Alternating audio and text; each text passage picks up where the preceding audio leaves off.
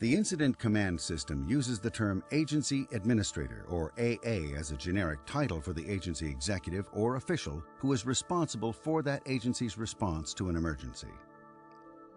Each agency with jurisdictional responsibility for the incident should have an agency administrator present.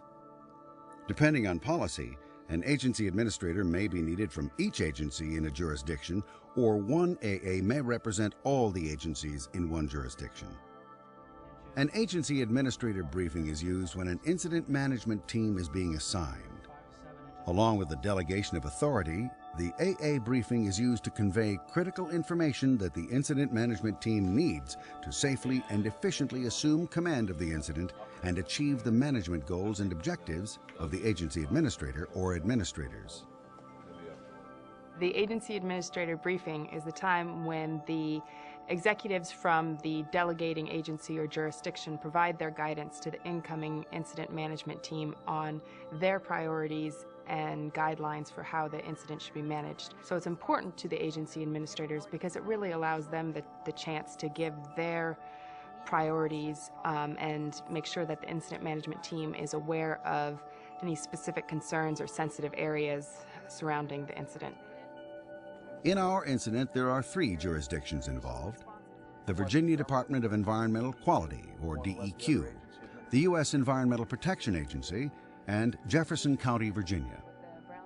Each jurisdiction has provided an agency administrator.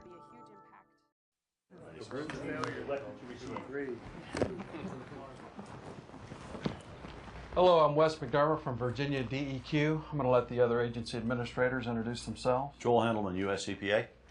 I'm Lucia Schmidt with the Brownsville Metro Health Department in Jefferson County, Virginia. I'll be representing all of the departments and agencies of Jefferson County, and I've been asked to facilitate this briefing. The incident consists of an overturned tractor trailer with 15 300-gallon containers of diazinon and 200 gallons of diesel fuel from the truck itself. The driver sustained moderate injuries and has been transported to the hospital.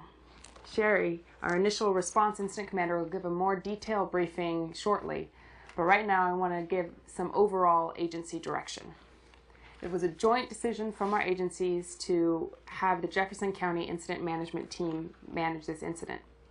Joe, as the incident commander for the IMT, you'll be representing Jefferson County in the Unified Command. The EPA and the Department of Environmental Quality will also be in the Unified Command post, and those will be the only agencies represented in Unified Command. The State Police and the Highway Administration will be assisting agencies, but they will not be represented in Unified Command. The IMT will fill all command and general staff positions. Our agencies have the same basic concerns. Obviously, there's the threat of diazinon and diesel fuel. Additionally, Interstate 265 is a major corridor for commerce and commuting, and the longer it is closed, the greater the impact will be on the community. Also, we can expect our elected officials to be highly engaged until that corridor is opened. The trucking company has informed us that they're in Chapter 11 bankruptcy and will not be funding the cleanup. So costs are going to be extremely important. It will be a huge financial impact to government at all levels. Whenever possible, choose the lower cost option. Our management objectives have been included in the letter of delegation.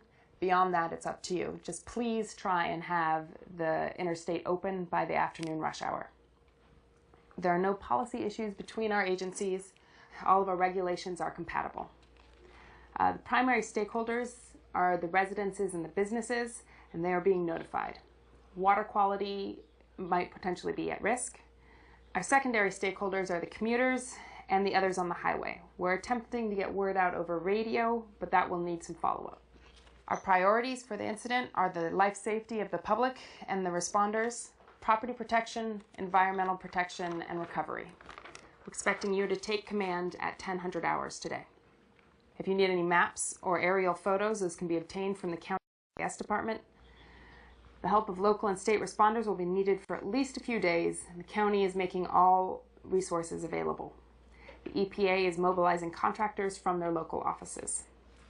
The media have started calling and arriving at the scene, so the PIO function will need to be mobilized right away. The EOC has been activated, and local and mutual aid resource requests should be ordered through them. State and federal resource orders should also go through the EOC, although they should be coordinated with the representatives on scene. We want to keep all orders going through the Emergency Operations Center in order to reduce duplication and increase our ability to track orders. If you don't think the current facilities are adequate, you can look for others. Just please run them by the county administrator first. That's all we have for now. Are there any questions? Yes. How do you want us to handle the release of the information to the media and public? We want timely information released to those who need it. Our letter of delegation gives you the authority to release information directly from the incident command post. You don't need to run it through us first. We just ask that you send us a copy of the press releases as soon as they've been approved by Unified Command. Thank you. Okay, we want to turn it over to Sherry, the current incident commander now, to give us an update on current operational conditions. Sherry? Thank you.